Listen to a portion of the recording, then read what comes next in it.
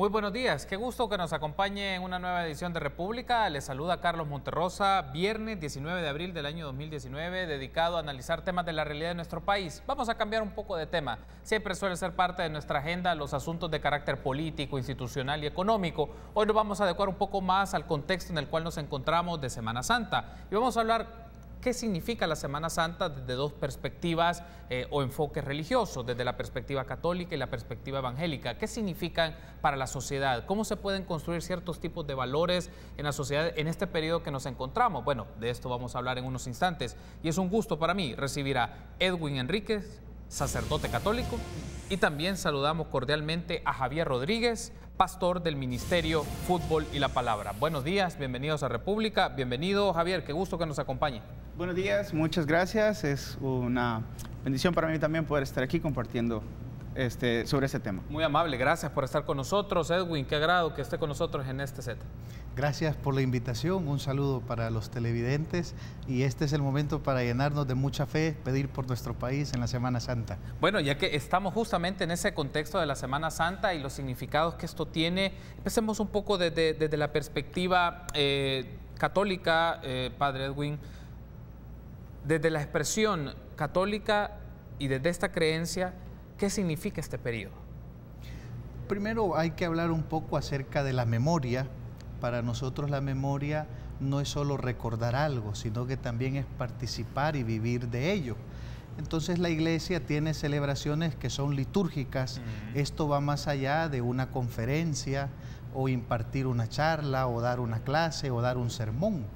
La liturgia, por la acción del Espíritu Santo, hace presente los misterios que celebramos. Entonces nos saltamos, digamos así, el espacio y el tiempo y nosotros podemos participar de los méritos de la pasión y muerte y resurrección de Jesucristo. Entonces celebrar la Semana Santa para un cristiano es precisamente entender su conversión. Debo morir al pecado y debo nacer a una nueva vida, resucitar con Cristo.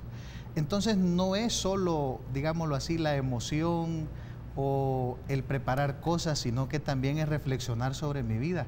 Jesús murió por mí, murió porque me amó, y yo qué estoy haciendo con mi vida. Entonces el celebrarla y el proclamar esto a nuestro alrededor es el mensaje de la salvación de Jesús, ¿verdad? Que damos gracias a Dios que este año 2019 podemos también celebrarlo y los medios nos ayudan a llegar a más gente. Ahora, tomando un poco esta consideración me quedo con el término de la liturgia, vamos a ampliar un poco más por el significado que tiene para la fe católica. En el caso, Pastor Rodríguez, si lo vemos desde la perspectiva de la religión o la creencia espiritual y religiosa que tiene en los evangélicos y las personas evangélicas, ¿qué significa este periodo? De la misma manera, es un volver a las raíces, es un conmemorar, completamente de acuerdo. Nuestras raíces están desde el acto de Jesucristo, haciendo un acto de obediencia a la pasión, la muerte y la resurrección. Cada uno de esos tres elementos tienen un significado para nosotros. Entonces, como iglesia evangélica, tomamos esta semana, tal vez los actos litúrgicos son un poco, diferentes en acción o en práctica en cuanto a la iglesia católica. Sin embargo, la esencia o la razón, la esencia es básicamente la misma: congregar a los hermanos, hacer una rememoración de aquellos actos de Cristo, de su pasión, de su muerte y de su resurrección. Ahora, ¿qué hacemos nosotros? ¿Qué significa para la iglesia evangélica? Bueno, por lo general, los cultos o los servicios que se imparten dentro de esta semana van ligados a poder responder a esas diferentes temáticas que en otros tiempos del año sí se manejan, pero hoy es con contenido global, o sea, todo el mundo está hablando sobre esto. Y pasa que de repente las personas recién convertidas o que comienzan a entender de manera sistemática el tema, es un buen tiempo para que ellos se den cuenta de cuál es la razón de la Semana Mayor, de poder decir, bueno, la razón del por qué estamos congregados, la razón del por qué somos iglesia, la razón de por qué somos cristianos al final, los seguidores de Cristo, es porque hubo un proceso previo de que alguien hizo. ¿Cuándo se sitúa? Podríamos preguntarnos. ¿O quién se inventó la Semana Santa? ¿O dónde fue el punto de partida? Bueno, el punto de partida lo tenemos nosotros desde los evangelios. Los 4 evangelios nos narran esa vida, muerte y resurrección de Jesucristo, haciendo énfasis en los procesos que se debe de tener como obediencia y hasta qué punto el acto de obediencia puede llevarnos a ese proceso. Ahora, como cristianos, nosotros nos reunimos en este periodo para poder hacer este acto informativo desde la historia, los procesos que ha tenido durante todo este tiempo y ahora las exigencias que la resurrección tiene. Porque yo podría agregar en este sentido que a veces se le da más realce al viernes que al domingo, y el viernes es solamente parte del proceso. Es importante, como todo, pero es también importante el domingo. Entonces, no solamente es morir con Cristo, sino resucitar con Cristo. Y ahora, la resurrección tiene diferentes implicaciones. Bueno, ya que me hace esta mención, Javier, quiero poner estos elementos. ¿Podemos concebir o tratar de entender para los ciudadanos, las personas que nos ven, que son feligreses, creyentes o no, pero en el fondo hay como, se puede concebir esta etapa como más allá del sufrimiento, o digamos, el pasar que tuvo en el recorrido de la biografía de Cristo, el sufrimiento, y pensarlo en el tema de la resurrección, como menciona el pastor Rodríguez, lo que significa es en la restauración, a lo que quiero llegar, la restauración de la vida de las personas que pueden enfrentar situaciones diversas, adversas, problemáticas, más las características que tiene nuestra sociedad. O sea, ¿se puede concebir más allá del sufrimiento como un tema de restauración? Sí, el centro del mensaje es el amor, ¿verdad? O sea, el mandamiento principal es ese, y Jesús lo va a ir diciendo constantemente, incluso el sentido que Él le va a dar a su muerte, ¿verdad? Nadie ama más que aquel que da la vida por sus amigos. Entonces vamos a darnos cuenta que el mensaje de Dios es para el pecador de amor. Dios no quiere la muerte del pecador, dirá con el profeta Ezequiel, sino que quiere que se convierta y que viva. Entonces ahí es donde viene el tema de la redención o restauración o la vida nueva, ¿verdad? Se trata pues de que en esta semana, ya que la vacación nos lo permite, ¿verdad? Nos retiramos del trabajo, del estudio, para que uno pueda dedicar más tiempo a meditar en estas cosas. O sea, que uno piense, Jesús, por amor a mí, sufrió esto, para que yo me vea libre del sufrimiento de mi pecado. Entonces aquí es donde ya viene lo que usted decía al inicio, los valores que todo esto trae. Claro que sí. Tenemos una práctica religiosa precisamente hoy viernes, que es el Santo Vía Crucis. Entonces se hace el recorrido de la cruz y hay 14 estaciones. La última, que es la resurrección, se deja para el día domingo. Pero la número 8 es el encuentro de Jesús con las mujeres de Jerusalén que lloran por sus hijos. Y Jesús les dice, no lloren por mí, sino que lloren más bien por sus hijos. Allí hay un mensaje de que Jesús piensa también en los que sufren. Sí. Entonces Dios puede compadecerse del que sufre. Y esto es algo que en este momento lo necesitamos. En El Salvador el sufrimiento no es algo que nos compadezca. Curiosamente nos puede dar hasta risa, porque es un momento para tomarse una foto o para hacer un comentario. Y no, estamos hablando de una mamá que no pudo educar bien a su hijo y hoy está en la cárcel, o de una joven pues que está peligrando que haga un aborto, o estamos hablando de un problema matrimonial. No puede ser el sufrimiento de las personas para nosotros indiferente o causa de risa, ¿verdad? O de una foto. Al contrario, tiene que ser el motivo de decir, hey, me duele que estés pasando este problema y yo quisiera ayudarte.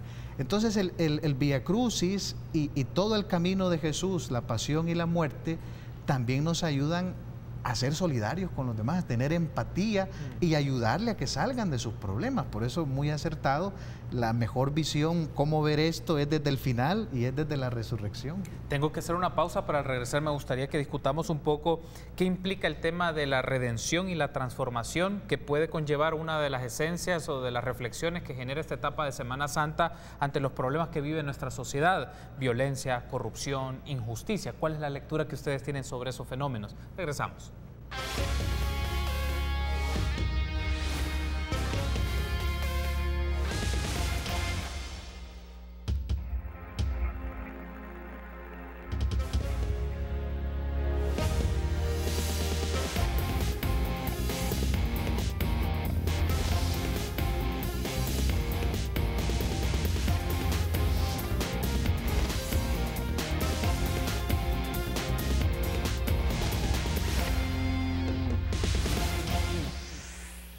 Seguimos platicando de los significados que tiene la Semana Santa. Me acompaña Edwin Enríquez, sacerdote católico, y Javier Rodríguez, pastor del Ministerio Fútbol y la Palabra. Hablemos un poco, ya traíamos la perspectiva en el segmento anterior, cómo lo ven desde sus expresiones de fe, de no solo ver el tema del sacrificio y el sufrimiento, sino la restauración y la resurrección. Y esos son como puntos interesantes y lo quiero situar, Javier, un poco, cómo se puede hablar de restauración, transformación o redención de las personas en un tipo de sociedad que vivimos muy marcada con ciertos vicios como la violencia, la corrupción, la injusticia. Es decir, cómo se puede lograr esa transformación o esa redención ante esas problemáticas o ante esas afectaciones que mucha gente sufre. Ok, desde el contenido histórico de los evangelios, nosotros podemos encontrar de la cristología esa solidaridad, como decía el Padre, dentro de Cristo con el pueblo sufriente. Y nosotros encontramos en los evangelios muchas cosas o datos interesantes que son el evangelio o la buena noticia. Yo creo que fue buena noticia para su momento o para su tiempo, entendiendo el primer siglo como el lugar del contexto de desarrollo de los evangelios. Vemos que había mucha marginalidad o había mucho desprecio por las diferentes situaciones, llámese sociales, tenían gente al margen, lo religioso, lo político, hacía una especie de personas o grupo marginado. Y el evangelio, la buena noticia que era dada solo para las personas importantes, es transformada a partir de la venida de Cristo. Y con Cristo entonces el evangelio ya no es solamente para un sector elitista, sino es para toda la congregación o todo aquel que desee perseguir o seguir ese tipo de lineamientos o vida. Entonces, cuando Cristo asume ese papel o asume su posición como humano, como hombre, la palabra nos enseña que Él siente y sufre. En algún momento va a determinar que sintió esa misericordia por la gente, o va a decir que sintió en su corazón, que su corazón se le hizo pequeño al ver a las multitudes llenas de necesidad. Entonces Él hace una solidaridad a través de la cruz, morir por estos pequeños, morir por aquellos que sufren, llorar con los que lloran. O sea, logra a través del mensaje de la cruz decir, también para ti hay esperanza. Ahora, si lo vemos desde ahí, lo contextualizamos a nuestro tiempo, podemos ver que también para hoy el mensaje es aplicable. Podemos decir, podríamos predicar de esa manera, y yo pienso sí, porque esos son los resultados de la cruz. ¿Cuál sería después de la cruz, de la muerte, del sufrimiento que lo experimentó el Cristo con la gente de su alrededor? Que lo experimentó, pues la gente lo estaba viviendo, y luego la palabra o la buena noticia llega a ser justo en esa necesidad. Digo, hombre, puede pasar ahora también. Y ahora, ¿qué implicaciones tuvo la resurrección? Bueno, era la apertura a algo nuevo. Era la apertura a una regeneración, era la esperanza en tiempos de crisis, llámese en ese momento humanos o espirituales. ¿En qué marco se da, por ejemplo, la muerte de Cristo? Es en la fiesta de la Pascua. Y cuando hacemos una revisión, ¿cuál es el sentido de la Pascua? Vemos y es una rememoración a la liberación del pueblo de Israel de la cautividad judía, de la cautividad egipcia, cuando estaban ahí siendo esclavos. Entonces salen de ese lugar y son puestos hacia la tierra prometida, un camino hacia la tierra prometida. Luego con Cristo se retoma una vía espiritual, de decir, ¿cuál era ahora la liberación? Bueno, la liberación ahora con Cristo es espiritual. No es en términos políticos, no es en términos terrenales, sino es desde la parte espiritual generar una vida buena en el tema espiritual, pero consecuentemente en la vida humana. Es decir, si para el tiempo de ahora tenemos la resurrección, ¿cuáles serían los propósitos o cuál sería la finalidad de la resurrección? Bueno, resucitemos a algo bueno, demos esperanza, porque demos una esperanza humanizada que siente las necesidades. Entonces el evangelio debe de ir y responder a través de cosas buenas, a través de valores, a través de la práctica de los valores del reino de Dios aquí en la tierra. Porque lo importante del reino de Dios no es que sea futurista o para allá, para el cielo, sino que sea que comience desde aquí. Jesús, citando a Isaías, dijo, que a través de él se había aperturado el reino de los cielos. O sea, con la venida de las profecías mesiánicas, se cumple aquí ahora. Entonces él dice, el reino de Dios se ha acercado. Entonces es un reino que empieza aquí, pero no es su fin aquí, sino que va a ser en el cielo.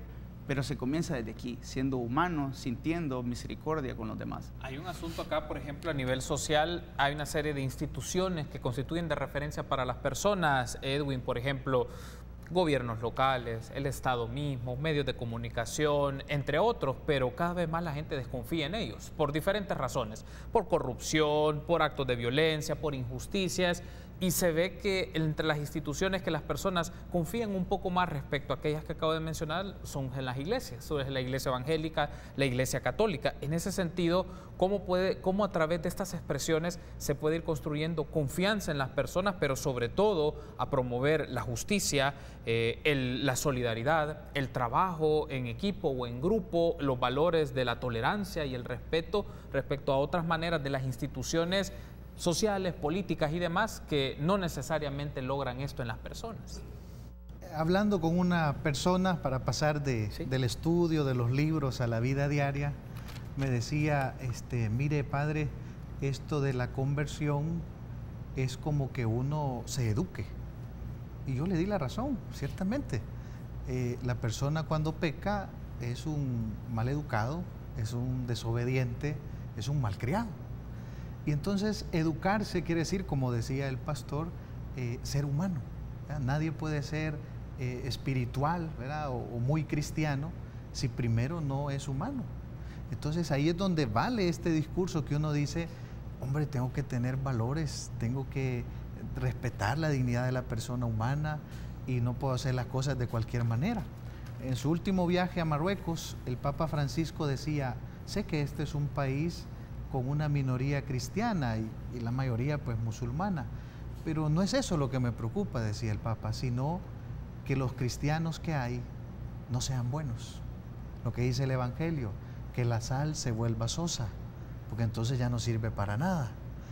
Lo que usted me preguntaba, claro, ¿qué tenemos que hacer? Pues que los cristianos nos encontremos con nuestra fe y seamos de verdad auténticos. Ese es el esfuerzo de la Semana Santa, que el cristiano se encuentre con su bautismo, que el cristiano se reconozca pecador, sus faltas, el deseo de cambiar y la ayuda que va a venir de parte de Dios. En uno de los domingos de Cuaresma se leía el capítulo 8 de San Juan que habla de la mujer adúltera. Entonces, brevemente, es un tema muy interesante porque aquellos hombres llevan las piedras en las manos y han dictado sentencia de muerte. Que una persona muera es el fracaso, no puede ser el éxito de la justicia, es el fracaso de la justicia. Y entonces Jesús entra en la plática y lo primero que va a hacer es salvar la vida de esta mujer. Palabras que también ha dicho el Papa, ¿verdad? La Iglesia muchas veces no a la pena de muerte, la vida es sagrada desde su concepción hasta su muerte natural, y recientemente hasta se ha cambiado un número del Catecismo de la Iglesia donde ya no hay ninguna excusa, ni siquiera en defensa propia puede decir un cristiano que no tengo culpa porque fue en defensa propia, que hería al otro y murió. No, es que todavía es sagrada, nadie merece morir. Y entonces cuando vamos entrándole a este discurso, ¿verdad? Y uno dice, un alcohólico, un drogadicto, el que le ha sido infiel a su mujer, el que esto y lo otro, el Señor ama a esta persona, Dios ha muerto por él, ¿verdad? Jesús ha muerto por él, y lo va a levantar de allí, le va a dar una esperanza. Por eso, con razón dice la gente, ¿verdad? La esperanza es la última que se pierde, la esperanza de que puedo dejar el vicio, de que puedo ser una mejor persona. Pero ¿por dónde pasa esto? Como decía esta persona tan sencillamente, tenemos que educarnos. Y educarnos es, ¿cómo se llama? Voy a ceder el paso cuando voy manejando, me voy a aparcar bien para no taparle a otro. Si hay una diferencia con una persona, hablémoslo, pero no nos vamos a ir a los gritos. Entonces, claro que esto el salvadoreño lo necesita, por supuesto, lo necesitamos mucho. Educarnos, si usted me lo permite, en el uso de las redes sociales.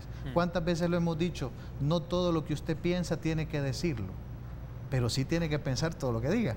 Pero en las redes sociales pareciera que no, como no hay filtro, ¿verdad? Y como nadie me ve, yo puedo agarrar, volviendo al ejemplo del Evangelio de la mujer adúltera, agarrar la piedra y tirarla. Y escribir un Twitter, escribir un Facebook. No se trata de eso, ¿verdad? También se trata de allí En eso mismo también ser constructivo, porque lo que hoy está más en juego es el tema de la buena fama de las personas, ¿verdad? Tan fácil que es con un Twitter dañar a alguien. Y uno puede decir, no, mejor tendría que estar en la actitud de construir o de ayudar a los demás. No, esto no se hace, así no se maneja, ¿verdad? ¿Cuánto nos llenaría de dolor, pues, que en esta Semana Santa, tiempo de descanso, tiempo para rezar, pero alguien comete una imprudencia y ya una familia terminó en la iglesia, pero no rezando, sino con un difunto, ¿verdad?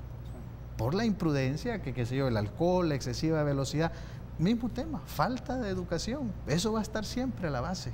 Hay un aspecto acá que me gustaría que desarrollemos en el último segmento, es sobre la implicación de la Semana Santa, si son tradiciones o es una etapa que se ha ido transformando con el paso del tiempo, que ya no solo son tradiciones que se han ido asentando con los últimos años, sino que generan, lo voy a poner de esta manera, generan reflexiones, generan cambios, confrontaciones o perspectivas de cómo se hace esta etapa. Me gustaría que discutamos sobre ello. Regresamos en instantes.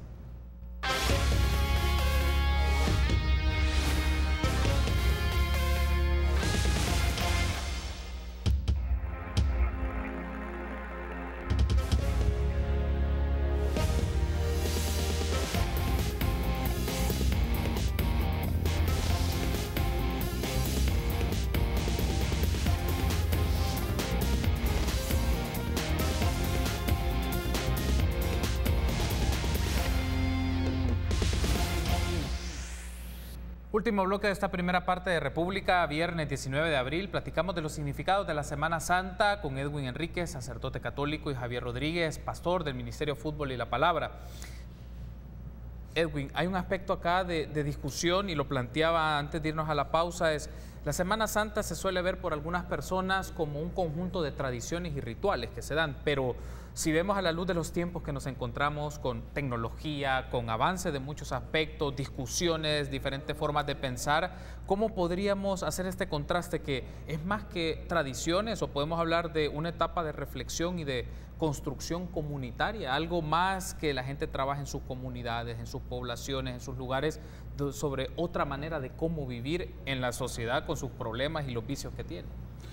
Esto está, la tradición, pues digamos, es lo que repetimos, lo que hemos recibido de nuestros antepasados, y sí, la religión tiene un alto porcentaje de tradición, máxime, ¿verdad?, la Semana Santa, pero como es también a la vez un elemento cultural, la tradición forma parte de la cultura, también va teniendo apertura a la tecnología y a los nuevos avances. Por ejemplo, ahora es muy común que se hace un concurso de alfombras y esa es una destreza, pues, hacer en la calle, ¿verdad?, hacer allí, qué sé yo, con acerrín o con sal, un diseño, un dibujo religioso, y ahí está concurso, pues, la alfombra más grande o la que tiene más colores, qué sé yo. De igual manera, representaciones, ¿verdad? Hay grupos de personas que se unen y hacen como un recital, ¿verdad?, referente a la pasión o alguna escena de estas, y eso pues también atrae a la gente, le motiva. Hombre, las películas ya no se diga, pues pareciera que no, pero a mí yo pienso que las grandes productoras están tomando ahora la Biblia porque todo lo van recreando, ¿verdad? Que sí. Moisés, que Josué, todo. Entonces, sí, la religiosidad permite esto, pero usted muy bien lo apuntaba. No debemos de olvidar el punto principal, que es la reflexión. Porque si yo no hago una interiorización de este mensaje, bueno, lo diríamos nosotros como católicos, si yo en Semana Santa no me confieso, no me he revisado mi vida delante de los 10 mandamientos y no me hago un propósito de mejorar, decimos nosotros, mire, la Semana Santa pasó por usted, pero usted no pasó por la Semana Santa, porque en realidad no ha cambiado nada en su vida, no se ha movido nada para ser mejor. Entonces yo sí creo que esto se va dando, la tradición las mantenemos porque nos da nuestra identidad y hay lugares pues en el país donde sobresale cada cosa, pienso ahorita por ejemplo en Nahuizalco, ¿verdad? Son lugares donde hay alfombras bellísimas, pero también los jóvenes con la tecnología van dando pie a cosas nuevas. Pero esa es la cultura que va creciendo, las representaciones, cada día se va pensando en la semana qué más actividades hacer, porque ese involucramiento del tiempo le hace a la persona también reflexionar. Pero para mí ese es el punto principal, Si uno no hace oración, si no reflexiona, si no piensa aquello en primera persona, esto fue por mí, la Semana Santa es solo un paseo. ¿Cómo podemos, por ejemplo, retomando esta idea que menciona Edwin, Javier, el contraste respecto a la tradición con el día a día, lo cotidiano y también la sociedad en la que nos encontramos, que está expuesta a mucha información, a mucha comunicación a través de las redes sociales, de las tecnologías y otra serie de cosas? Pero ¿cómo se puede llevar esto? ¿Es tradición o esto se está poniendo en discusión? O sea, se pone en debate que más que tradición hay algo más profundo para no solo el individuo como tal, me refiero a sus cercanos, a su familia, a sus amistades, a su comunidad, a sus grupos de referencia o amigos. Bueno, yo pienso que la primera cosa que podemos destacar de esto es la transformación que el cristiano debe de tener cada día. La palabra dice que cada mañana son nuevas sus misericordias y eso debe de ser nuestro motor para poder pensar en que cada día debe de ser un momento o un escenario diferente donde Dios me pone para ejecutar sus valores y ser un seguidor yo a partir de mis acciones y mis acciones con mi entorno. Ahora, la palabra debe de responder a cada tiempo, como decíamos hace un momento, o como hablaba el sacerdote, decía, bueno, la palabra y la tecnología puede ser ocupable para responder a la sociedad desde el mensaje. Y eso es lo impresionante de la Biblia, que ha sabido responder a las necesidades de diversos tiempos. Y hoy día no es la excepción. Bueno, en las iglesias usamos Biblia ya no papel, sino ya está descargada. Y así como modificamos nuestro entorno de iglesia, que los sonidos, que ya tenemos un sonido, tenemos una luz, tenemos sillas diferentes, o sea, todo se va como adecuando al entorno en que vivimos. De la misma manera, el mensaje no puede quedar superficial, sino más bien debe de ser llevado más allá de la reflexión o de pronunciarme como cristiano y decir, soy cristiano y esta es la Semana Santa, sino más bien encontrar algo más profundo ahí, la reflexión de encontrarse con el Señor, de encontrarse con Cristo mismo, reconocer. Pablo decía, cuando habla sobre la Santa Cena o la Cena del Señor, diciendo, recuerden, hagan memoria cada quien, hagan una reflexión personal sobre lo que ustedes son. El Antiguo Testamento nos invitaba constantemente a decir, de día y de noche mediten en la ley. O sea, no es solamente allá el domingo, no es solamente esta semana, sino que debe de ser un compromiso constante de que mi vida sea un reflejo de los valores del reino de Dios, esos valores que te acercan a las personas. Porque volvemos, a la raíz de cuál es la esencia del Evangelio. Bueno, la esencia es amar a Dios y amar al prójimo. Entonces, volver o hacer un retorno a esta temática es poder decir, volvamos a Dios, a la relación con Dios, que esta semana nos pueda conectar con esa situación, pero que como resultado nuestra relación con Dios pueda afectar también al prójimo o al que vive cerca de mí, a mi vecino, a mi familia, a mi trabajo, a mis compañeros de trabajo, que ellos vean, retomando el pasaje de esas ilustraciones de Jesús, que ellos vean la luz o la sal que yo tengo para poder iluminar o para poder dar otro tipo de sabor a la vida, ¿verdad? Estoy por finalizar la entrevista, me restan más o menos 4 o 5 minutos, pero les planteo esto. ¿Ustedes consideran que, por ejemplo, Javier, en el caso de las comunidades evangélicas, a veces las personas en su manera de interactuar transmiten, lo voy a poner de esta manera, antivalores, odio o maneras que no llevan a convivir en la sociedad? Es decir, y si pasa estos casos, ¿qué se puede hacer? La idea es que a través de las manifestaciones religiosas y las instituciones religiosas no se promueva el odio, sino que el amor. Entonces, claro, ¿cómo se hace eso? ¿Cómo se logra primero esa consonancia, esa coherencia entre la palabra, el discurso con el obrar de las personas, la manera de actuar? Yo creo que es ahí donde la palabra entra y se pone en el corazón de las personas y pueda la persona de hacer de la iglesia o del lugar donde se congrega nada más una fuente de recoger agua o algo, y regresar, o el mensaje pues, y regresar a su comunidad a hacer iglesia también. Porque el tema no es que iglesia es la estructura, iglesia es las personas. Y ir hacia el prójimo y dar de este mensaje. Yo creo que a veces nos hemos hecho secuestradores del mensaje esperanzador de Cristo. Que yo, como tengo esperanza y ya tengo una vida que va saliendo adelante, me vuelvo como que no quisiera compartir. Yo creo que deberíamos de volver a ese Cristo que murió por los que tenían menos, por los que están marginados y por los que tenían necesidades. Entonces, hacer que ese Cristo viva en mí y decir, yo tuve necesidades o tengo necesidades y Cristo me está ayudando. Entonces yo debo de ir también y darle a todo aquel que lo necesite de este mismo mensaje. Yo creo que la iglesia debe de dejar de pensar que iglesia es la institución, como evangélico lo pienso, que la iglesia no es el lugar en sí. La iglesia es el cuerpo de Cristo, somos nosotros. Entonces nosotros como cuerpo de Cristo tenemos que ir a otros que lo necesitan y proponerlo como esperanza de resurrección, justamente en ese tiempo, que Dios puede resucitarte a una nueva vida, a un proceso diferente, pero es llevando esa filosofía de vida a una vida práctica, conjugado con los valores del reino de Dios a través de su palabra. ¿Cómo a través, Edwin, cerraríamos con usted, de la consonancia en la forma de proceder de las personas se desmonta a veces mensajes de feligresía, de personas que transmite odio, que transmite lo que no se espera? Lo que se espera es amor, solidaridad, trabajo en equipo, conjunto y apoyar al prójimo. ¿Cómo se puede hacer? Pensaba precisamente en esto, ¿verdad? ¿Cuál puede ser? Lógicamente la religión, el mensaje siempre es de amor, es de bien a la persona, pero la persona que practica, ahí es donde viene el tema, ¿verdad? Cada uno individual, porque en el tiempo de Jesús estaban los grandes religiosos, que eran los escribas, los fariseos, pero Jesús les dice que eran hipócritas. Y bueno, uno de sus apóstoles lo traicionó, que es Judas, ¿verdad? Entonces uno piensa, ¿dónde está el punto? El punto está en si yo no vivo auténticamente mi fe, porque lo que más nos duele en el corazón es que este país sea en un alto porcentaje cristiano, tanto de la iglesia evangélica como católico, pero los índices de faltas a los 10 mandamientos son graves. O sea, son elevados, la cantidad de mentira, el robo, el asesinato. O sea, nos dolería mucho ver a una persona que se dice cristiano, pero que falta estos mandamientos. Entonces, en sí, el daño que se hace es cuando yo no vivo bien mi fe. Y tal vez he pensado de una manera fanática que por estar inscrito a tal club, ¿verdad?, a tal iglesia o a tal grupo, ya eso, todo lo demás me exonera de un cambio de vida.